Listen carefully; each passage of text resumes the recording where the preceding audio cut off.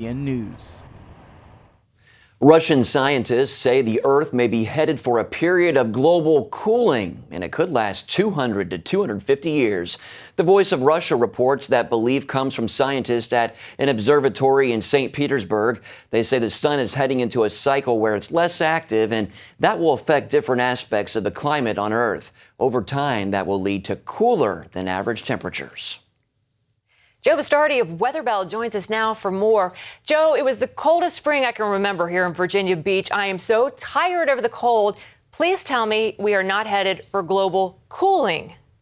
Here in the United States, because the Pacific cools first and the Atlantic is still warm, we are still biased warmer than normal here for the next 5 to 7 years. And also this heightened sense of urgency along the eastern seaboard with hurricanes. This happened in the 1950s. You recall after the 1950s came the 60s and 70s, and people were thinking the Ice Age was coming then. So we are definitely, in my opinion, going to be continue the global cooling trend that began 4 years ago. We leveled off, and over the last 4 years, we've actually fallen off about 0.05 Celsius from where we were at the beginning of the millennium. Well, Joe, why do so many people still hold to global warming, that we're experiencing global warming? You can make anything out of anything you want. You have to look at the long-term ideas, and you also have to understand what the atmosphere is capable of doing. And believe me, it's capable of doing a lot more than what we've seen here over the last 10 to 15 years. Well, let me ask you this. What would be the implications of global cooling if it really does happen? Oh, that's far worse than global warming.